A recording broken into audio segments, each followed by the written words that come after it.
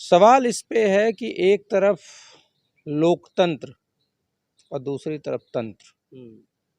तो हरियाणा के चुनाव से मुझे एक ही चीज़ लगती है कि तंत्र जीत गया और लोकतंत्र हार गया।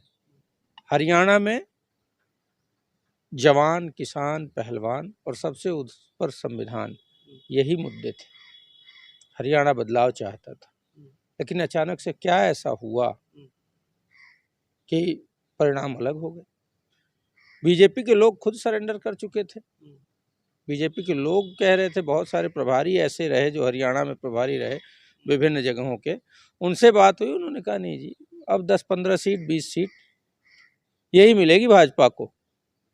सुबह तक भाजपा में सन्नाटा था, दोपहर के बाद तो हम तो यही कह रहे हैं ना कि उस तंत्र का, वो उस डिवाइस का क्या, जो 12 घंटे काम करके आई और जब फिर से ओपन हुई तो वो 99% चार्ज थी।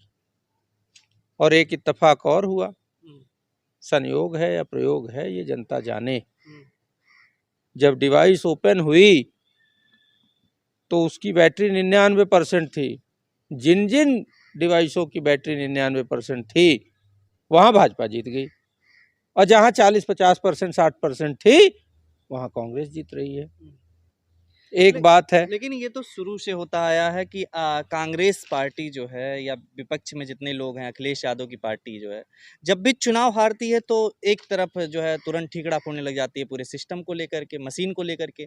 आखिर क्या हारने के बाद ही ये सब होता है? नहीं, हम पहले भी कह रहे हैं कि हमारा मुद्दा साफ है, चुनाव निष्पक्ष और पारदर्शी होना चाहिए। हम उस सिस्टम को बदल देने के पक्षधर हैं जिस पे जनता को भरोसा नहीं है। और सबसे पहले अगर सिस्टम का बात की जाए, मशीन की बात की जाए, तो वो आडवाणी जी ने सवाल उठाया था।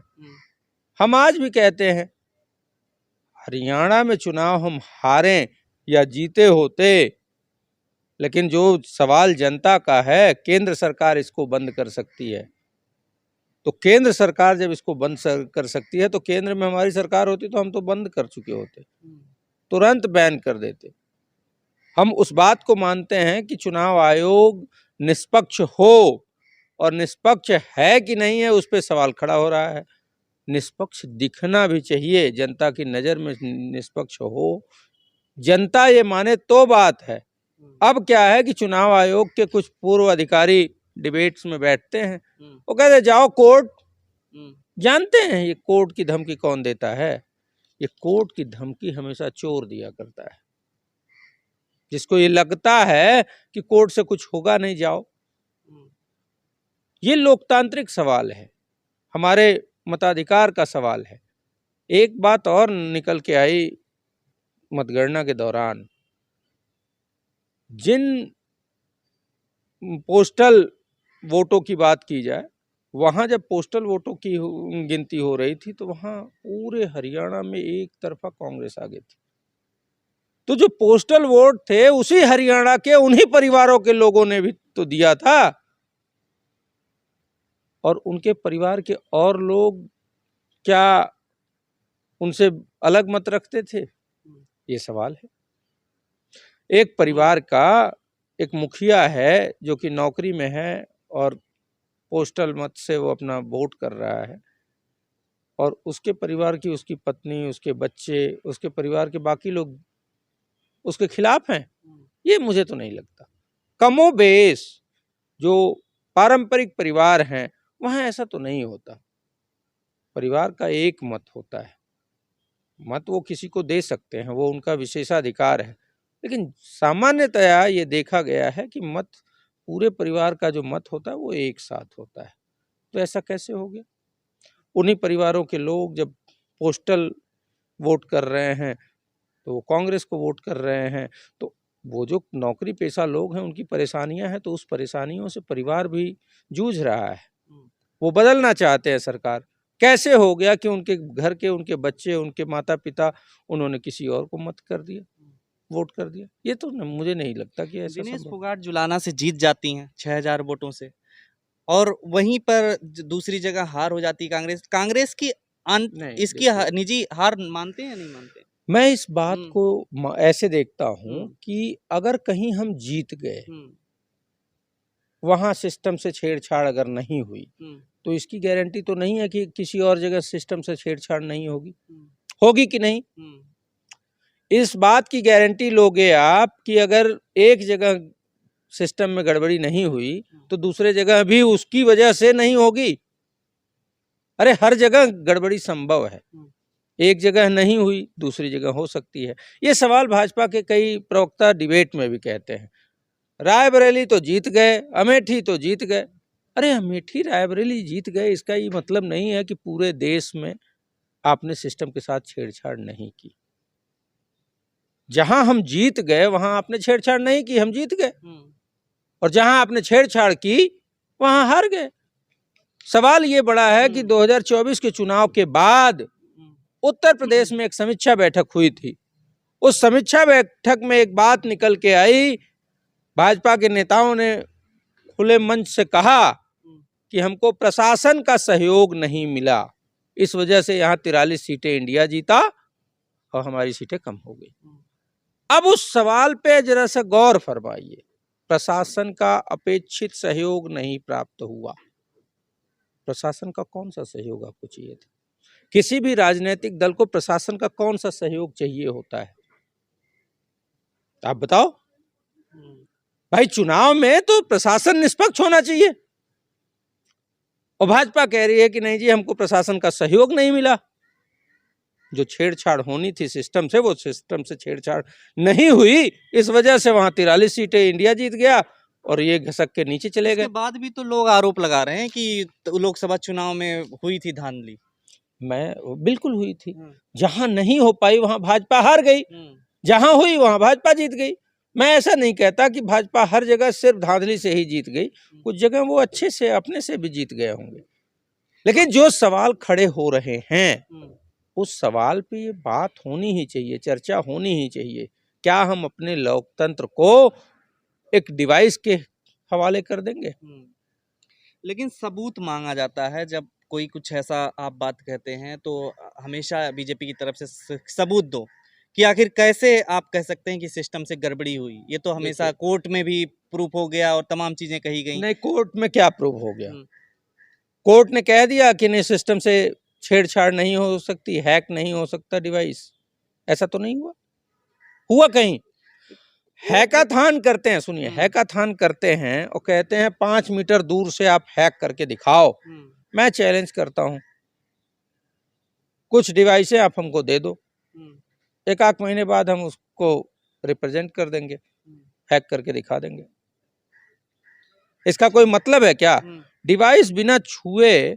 मैं तो ये कहता हूं ना, आप कहते हो कि हैक नहीं हो सकता, मैं आपको कहता हूं कि हैक नहीं हो सकता, ये चुनाव आयोग साबित करे। एक बार फिर इस चुनाव के बाद, हरियाणा चुनाव के बाद सिस्टम पे सवाल उठ रहा है, आप भी सवाल उठा रहे हैं कि सिस्टम में गड़बड़ी हुई, धांधली हुई। तो आखिर अभी जो मौजूदा स्थिति है, इस स्थिति में क्या लगता है? कांग्रेस के नेता तो चुनाव आयोग के पास गए तमाम शिकायतें लेकर के, क्या होने वाला है?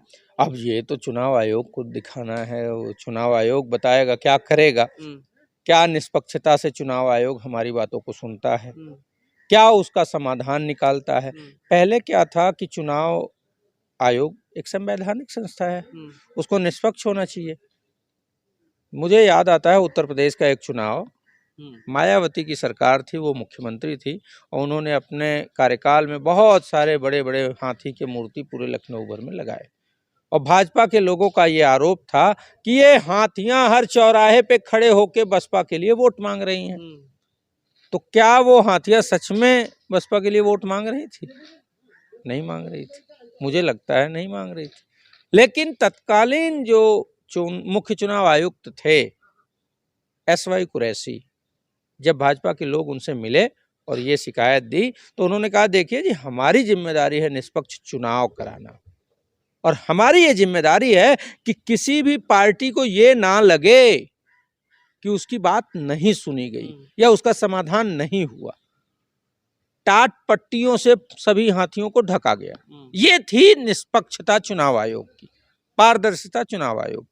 हमारे उन विचारों के लिए जब हम ये बात कहते हैं कि 99% चार्ज मशीन में भाजपा जीत रही है, 50% जो चार्ज मशीन है उसमें कांग्रेस जीत रही है, क्या चुनाव आयोग इस बात पे जांच करके हमको संतोषजनक जवाब देगा या समाधान बताएगा?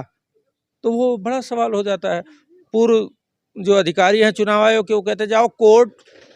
एक डिबेट में मुझसे कहा एक पूर्व चुनाव आयुक्त ने कि आप कोर्ट जाओ। तो मतलब चुनाव आयोग एक चुनाव का पार्टनर के रूप में, एक पार्टी के रूप में खड़ा हो गया है, ना कि निष्पक्ष एक स्वतंत्र एजेंसी के रूप में हो। मुझे तो ये लग रहा है। मैं ये कहना चाह रहा था कि अगर सिस्टम में छेड़छाड़ नहीं भी है तो क्या ये सवाल खड़े नहीं होने चाहिए कि लोगों को जब भरोसा नहीं है। डेमोक्रेसी एट रिस्क एक मोटी सी किताब लिखी थी, जीवीएल नरसिम्हा राव आज राज्यसभा में सांसद हैं और भाजपा के तत्कालीन सुप्रीम लीडर थे लाल कृष्ण आडवाणी। मतलब वो देश को गुमराह कर रहे थे, यही माना जाएगा ना। तो जिन देशों ने इस सिस्टम को बनाया उन देशों में इस सिस्टम को बैन कर दिया गया। क्यों? वो हमसे ज्यादा तकनीकी रूप से उन्नत स्थिति में है, उनके पास टेक्नोलॉजी बहुत है, लेकिन वो मानते हैं कि पेपर ट्रेल जो है, वो मैनुअल जो चीजें हैं वो ज्यादा ऑथेंटिक हैं बजाय उसके कि एक सिस्टम पे भरोसा किया जाए। मैं आपको बताता हूं कि मशीन को बिना छुए भी हैक किया जा सकता है, बिना छुए भी कंट्रोल किया जा सकता है। उसका जीता जागता उदाहरण अगर बात करें तो यहाँ से लाखों किलोमीटर दूर मंगलयान गया हमारे देश का, और वहां पहुंच के हमारे वैज्ञानिक यहीं से कंट्रोल करते हैं ना। कोई तार नहीं, कोई डिवाइस नहीं, कोई कनेक्शन नहीं। चंद्रयान अभी सफल हुआ, उसको भी हमने यहाँ से कंट्रोल किया। तो इन बातों के लिए क्यों नहीं सवाल खड़ा होना चाहिए? ठीक है, आप सवाल खड़े कर रहे हैं, लेकिन अब सवाल यही होगा ना कि दोबारा से क्या चुनाव होना चाहिए आप मांग करते हैं, या फिर क्या आप चाहेंगे क्या कुछ हो? देखिए, ऐसा है कि एक वाकया मैं बता के इस बात को कहना चाहूँगा कि 2017 में यूपी चुनाव हुआ था, उत्तराखंड चुनाव हुआ था और पंजाब का। पंजाब में कांग्रेस जीती थी, उत्तराखंड और यूपी में भाजपा। तत्कालीन leader of the house Rajya Sabha के स्वर्गीय अरुण जेटली जी जिंदा थे। उन्होंने कहा कि पंजाब में जीत गए तो वहाँ सिस्टम ठीक है, और यूपी और उत्तराखंड हार गए तो वहाँ सिस्टम खराब है। तो जो एलओपी थे कांग्रेस नेता गुलाम नबी आजाद, कांग्रेस का पक्ष रखते हुए उन्होंने कांग्रेस की तरफ से कहा था कि अगर इस बात के लिए मोदी सरकार और leader of the house Jaitley ji राजी हैं कि दोनों जगह के चुनाव पे बात हो रही है, तो हम पंजाब की सरकार विड्रॉ कर लेते हैं, आप यूपी उत्तराखंड की सरकार विड्रॉ कर लीजिए और तीनों जगह मतपत्र से वोट कराइए। सरकार भाग खड़ी हुई। तो कुछ तो है, डर नहीं होता। और एक और जनता का सवाल है, बहुत सारे लोगों ने ये मुझसे कहा, उन्होंने ये बात कही कि वाकई अगर मोदी जी की इतनी लहर है, भाजपा का इतना मजबूत संगठन है और भाजपा ने बहुत विकास किया हो, तो एक बार मतपत्र से भी करा दो, दूध का दूध पानी का पानी हो जाएगा। तो आखिर क्या कारण है कि ये सरकार भाग रही है? हरियाणा चुनाव के संदर्भ में एक बात और मुझे याद आई, मॉडल कोड ऑफ कंडक्ट का वायलेशन इस सरकार ने किया है मोरल ग्राउंड पे। वैसे टेक्निकली वो कहते हैं कि केंद्र सरकार की स्कीम चलती रहेगी। जब लोग वोट करने के लिए हरियाणा में लाइनों में खड़े थे, उसी दिन किसान सम्मान निधि का पैसा ट्रांसफर हुआ। क्या ये मोरल ग्राउंड पे मॉडल कोड ऑफ कंडक्ट का उल्लंघन नहीं है? क्या वो एक दिन बाद नहीं हो सकता था? हो सकता था कि नहीं? तो ये एक तरीके से सरकारी सिस्टम के माध्यम से नोट के बदले वोट इम्पोज भी किया गया जनता के खाते में, मोबाइल में फिर वहाँ लाइनों में लोग तो बातचीत कर बैंक रहे थे। करता है ना। नहीं, बैंक करता है। हम्म, सरकार के कहने पे करता है कि अचानक से बैंक को याद आया कि हरियाणा में चुनाव है इसलिए आज कर दो, ऐसा नहीं ना है। सरकार जब कहती है तब ना वो पैसा ट्रांसफर होता है, एक बात। दूसरी बात, जब आप ये कहते हैं, बहुत सारे भाजपा के साथी और चुनाव आयोग के लोगों ने कहा कि ये पुरानी स्कीम थी जी, ये नई स्कीम नहीं है, तो ये एमसीसी का उल्लंघन कैसे।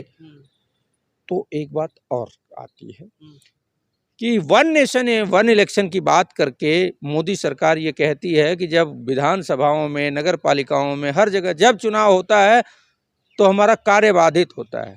मतलब वो एक तरफ ये मानते हैं कि विधानसभा चुनाव होता है तो सेंट्रल गवर्नमेंट का भी काम बाधित होता है। दूसरी तरफ वो इसी बाधा को नजरअंदाज करते हुए चुनाव के वोटिंग के दिन पैसा ट्रांसफर करवाते हैं। ये दोनों कैसे? या तो वन नेशन वन इलेक्शन जो कह रहे हैं, ये एमसीसी की वजह से पूरे देश का काम प्रभावित होता है, तब तो वन नेशन वन इलेक्शन की बात होनी चाहिए। या अगर नहीं बाधित होता है तब हरियाणा में जो पैसे ट्रांसफर हुए वो जायज हैं। एक तो उसमें गलत है,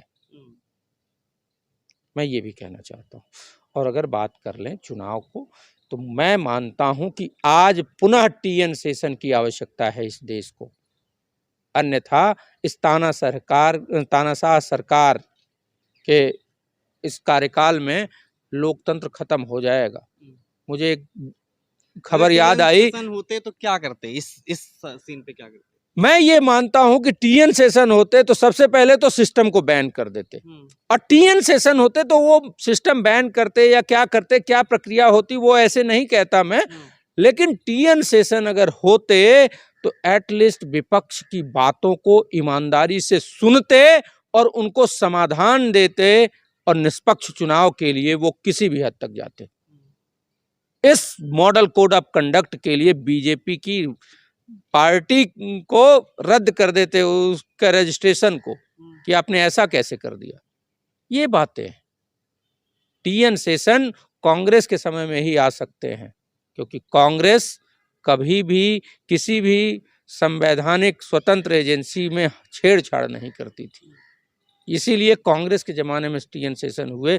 आज के ज़माने में ऐसे चुनाव आयुक्त हैं, सूचना आयुक्त हैं, एक और लोकपाल, मुझे लगता नहीं है आपके इस कार्यक्रम को सुन के कोई जवाब दे दे कि लोकपाल का नाम क्या है। हर आदमी पहले गूगल करेगा तब बता पाएगा।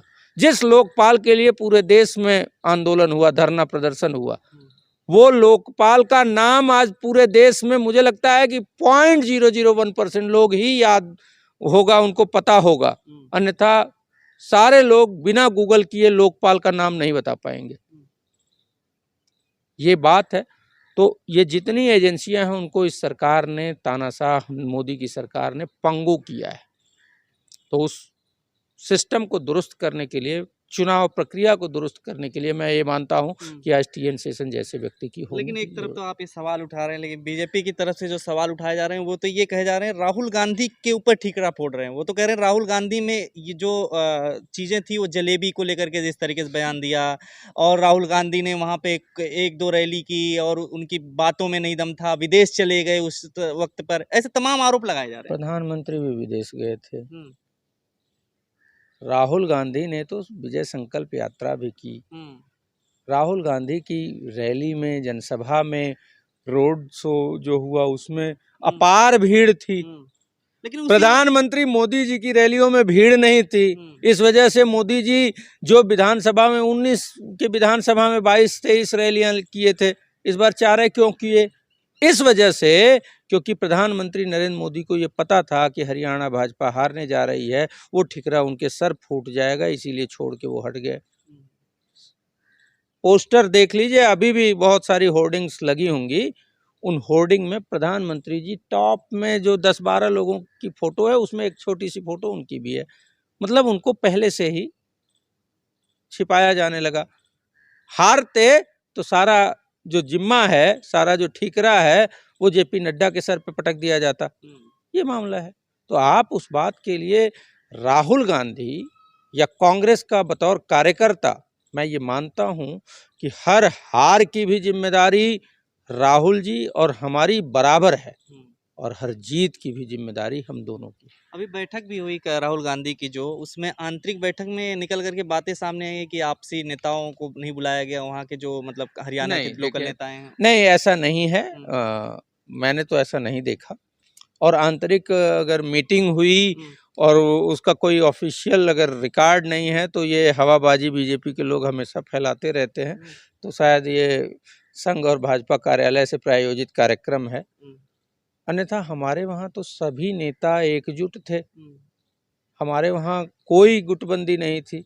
मैं आपको बता देता हूँ, खट्टर भी सीएम के दावेदार थे, सैनी तो थे ही दावेदार, राव इंद्रजीत अभी भी जो कर रहे हैं वो देख ही रहे हैं और उन्होंने खुले मन से कहा था कि मैं मुख्यमंत्री बनने वाला हूं। अनिल विज, मैं 6 बार का विधायक, मैं मुख्यमंत्री बनूंगा इस बार। तो ये तो यहाँ 4-4 दावेदार थे। लेकिन है क्या, जो गोदी मीडिया है वो हमेशा से इसी पे बात करेगी। कांग्रेस में गुटबंदी और वहां तो ताली पिटौल हो रहा है भाई। अनिल विज कहेंगे मैं मुख्यमंत्री, सैनी कहेंगे मैं मुख्यमंत्री, राव इंद्रजीत कहेंगे मैं मुख्यमंत्री, खट्टर कहेंगे मैं मुख्यमंत्री। वहां गुटबाजी नहीं है। चुनाव हार रहे थे, सिस्टम के दुरुपयोग से, प्रशासनिक दुरुपयोग से, तंत्र के दुरुपयोग से ये चुनाव जीत गए हैं। ये चुनाव के परिणाम को हरियाणा की जनता भी पचा नहीं पा रही है, भाजपा के नेता भी पचा नहीं पा रहे हैं और पूरे देश की जनता इस बात के लिए चिंतित है। जो लोकतंत्र में विश्वास करती है वो ये सोच रही है कि ये क्या हो रहा है। वो सोच रही है कि क्या इस तानाशाह सरकार में हमारे बच्चों का भविष्य सुरक्षित हो पाएगा, क्या लोकतंत्र बच पाएगा। चर्चा इस पे हो रही है। आपने गुटबाजी की बात कर ही दी है, तो इंद्रजीत राव अभी जैसा कि खबरों में सामने आया कि 8 विधायक 9 विधायक लेकर के जो अहिरवाल खेमा का है उसको अलग हो रहे हैं, ये खबरें सामने आई। लेकिन उन्होंने स्पष्ट किया बाद में कि नहीं ऐसा कुछ नहीं है, इस पे सफाई देनी पड़ रही है। क्या ऐसी स्थिति बन रही है कि हरियाणा में इस गुटबाजी का मुख्यमंत्री बनने में असर पड़ रहा है? दावा बहुत बड़ा असर पड़ रहा है। इस वजह से अब तक वहाँ सरकार बनाने की प्रक्रिया शुरू नहीं हुई। तो ये असर ना होता तो मैंने सुना कि 3 बार मुख्यमंत्री की जो ओथ सेरेमनी है वो रद्द हुई है। अभी 17 कह रहे हैं, लेकिन 17 को होगी भी कि नहीं होगी। कहीं ऐसा तो नहीं राव इंद्रजीत कुछ बड़ा खेला करने वाले हैं और राव इंद्रजीत कहीं अन्य धड़े में जाके मिल के कहीं मुख्यमंत्री सीधे न बन जाएं, भाजपा को ना पूछें जैसा उत्तर प्रदेश में योगी आदित्यनाथ ने किया।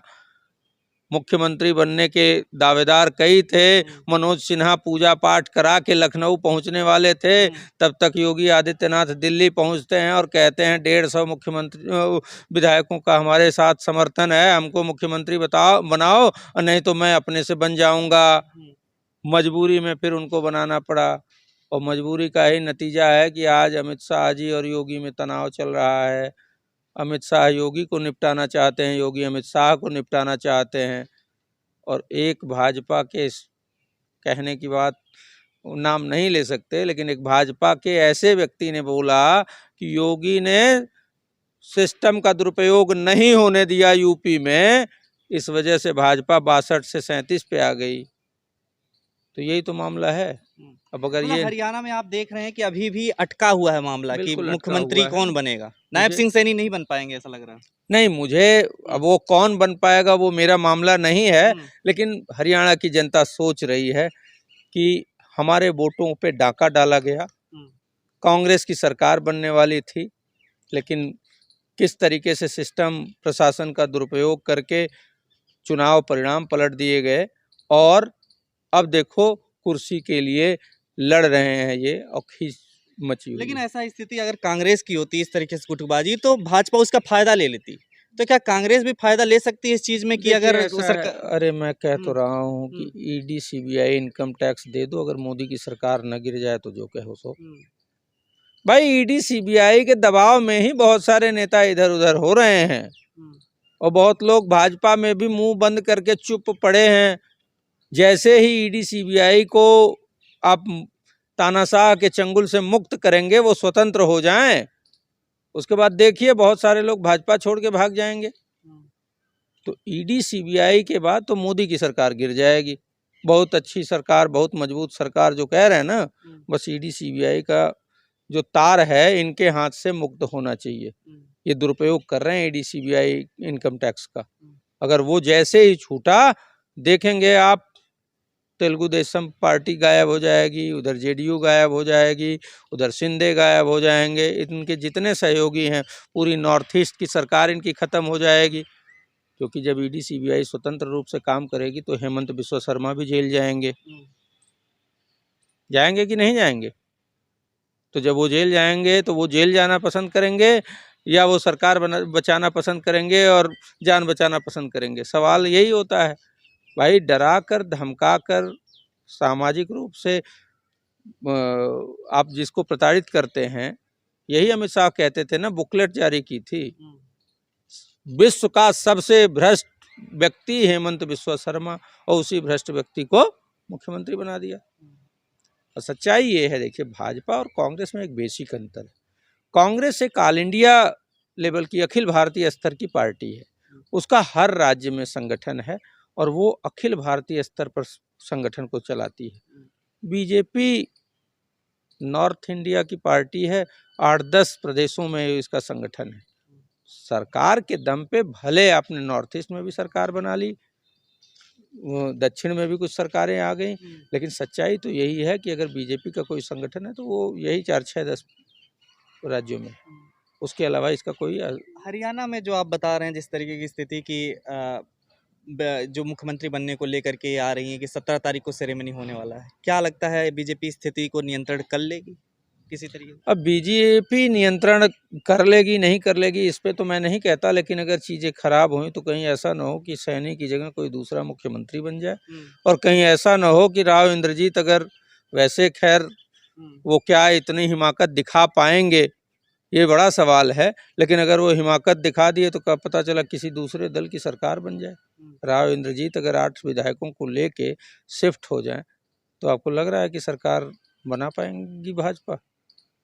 ये तो भी 37 और 8 जो बता रहे हैं, फिर तो कांग्रेस की सरकार बनने जाएगी। सरकार किसकी बन जाएगी वो मैंने ये बात नहीं कही, मैंने ये कहा क्योंकि कांग्रेस इसमें तो आप ऐसे ही कर रहे हैं ना। कांग्रेस इसमें इंटरेस्टेड नहीं है, लेकिन राव इंद्रजीत अगर स्वतंत्र रूप से किनारे एक गुट बना लें तो मुझे तो लगता है कि सरकार कहीं और ही चली जाएगी।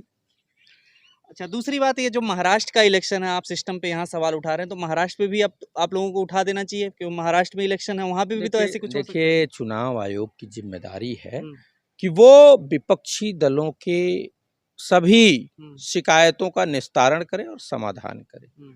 हम आज भी इस बात के लिए तैयार हैं। और देखिए, जो सिस्टम पे सवाल उठाने की बात कर रहे हैं, लोकसभा चुनाव परिणाम में बहुत सारी शिकायतें आई। लोगों ने कहा कि यूपी में इतनी सीटें इंडिया गठबंधन जीत गया, सपा जीत गई, कांग्रेस जीत गई, तो सिस्टम ठीक था। मैं कह रहा हूं कि सिस्टम तब भी हम मानते हैं, हम यूपी में 80 के 80 जीत जाएं तब भी ये मानेंगे कि सिस्टम को हैक किया जा सकता है। सिस्टम जो हैक हो सकता है उसको बैन कर देना चाहिए, हम ये बात कह रहे हैं। क्या ये बात उस तानाशाह मोदी को समझ आती है? क्या ये बात मोदी जी कह सकते हैं कि हम चाहे 543 सीटें जीत जाएं, लेकिन जी जब इस पे लोगों को शक है, इस पे संदेह है, इस पे लोगों को भरोसा नहीं है तो इसको बंद कर दें? मैंने एक बात कही तो कि अगर बीजेपी इतनी ही मजबूत है, इतना ही विकास किया है, मोदी का इतना ही हवा है, मोदी के चेहरे पे इतनी ही मतलब जनता का समर्थन है, तो सिस्टम को बैन करो, मतपत्र से चुनाव कराओ, जीत ही जाओगे ना भाई। तो ये विश्वास मोदी में है क्या कि वो सारी चीजें हटा के मतपत्र से वोट करा दे?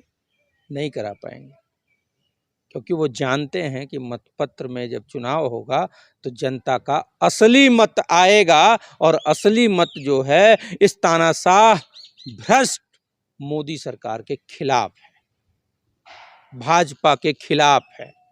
ये वो सरकार है कि जांच नहीं होने देती है, जो भ्रष्टाचार चिल्लाकर इस सत्ता में प्रवेश किया था मोदी ने, आज भ्रष्टाचार की जांच नहीं हो रही है। एजेंसियों को काबू किया जा रहा है और एजेंसियों को विपक्ष के ऊपर छोड़ा जा रहा है। तो क्या 2048 तक सरकार अब बीजेपी की रहेगी? जिस तरीके से वो तमाम खबरें भी उस टाइम पे आई हरियाणा चुनाव के रिजल्ट आने के बाद कि 2048 तक बीजेपी रहेगी। नहीं, अब मैंने तो ये खबर नहीं सुनी, लेकिन मैं आपको एक बात तो जरूर कहता हूँ कि जब हद से कोई चीज गुजर जाती है ना, तो जनता उसको उखाड़ फेंकती है। और अगर ऐसा आगे हुआ, होने की संभावना भी नजर आई, तो जनता दौड़ा दौड़ा कर पीटेगी। मैं आपको अभी बता देता हूँ, हरियाणा में भी वो हो सकता था, होता। अब जो भी है जनता के मन दौड़ा के पीटा, ऐसी भी खबरें आई, लेकिन उसका कुछ असर तो दिखा नहीं। नहीं दिखेगा। अरे मैं काशी से आता हूँ, वहीं से जीत गई। अरे सुन लीजिए, काशी से मैं आता हूँ। काशी के बगल का एक नगर पालिका है मुगलसराय, भाजपा के सांसद भी वहाँ थे, कैबिनेट मिनिस्टर यहाँ भारत सरकार में इस बार चुनाव हार गए, और विधायक भी 4 के 4 भाजपा के, 3 विधायक भी। और वहाँ नगर पालिका चुनाव हुआ और मतपत्र से हुआ, और प्रशासन का दुरुपयोग शुरू हुआ। और जब प्रशासन का दुरुपयोग शुरू हुआ तो जो भाजपा के सामने जो दावेदार था, जिसको हराने का प्रयास हो रहा था, वो एक किन्नर, और किन्नरों ने सड़कों पे जो तांडव शुरू किया, भाजपाई भाग गए। जब जनता आएगी ना, तो इनको जगह नहीं मिलेगी भागने के लिए। तो जनता जब चलती है ना कि गद्दी छोड़ो, जनता आती है, तो बड़े से बड़ा तानाशाह छोड़ के भाग जाता है। इनकी तो कोई हैसियत ही नहीं है। और मुझे पूरी उम्मीद है कि जनता मध्य प्रदेश, छत्तीसगढ़, राजस्थान के बाद ये चौथा राज्य था जहां इन्होंने प्रशासन का भरपूर दुरुपयोग किया, सिस्टम का दुरुपयोग किया। इस बात के लिए अब जनता भी तैयार है। महाराष्ट्र और झारखंड का चुनाव इनके लिए आखिरी कील साबित होगा, क्योंकि ये अब वहाँ जब कुछ करेंगे तो देखिएगा जनता अपने रौद्र रूप में आएगी।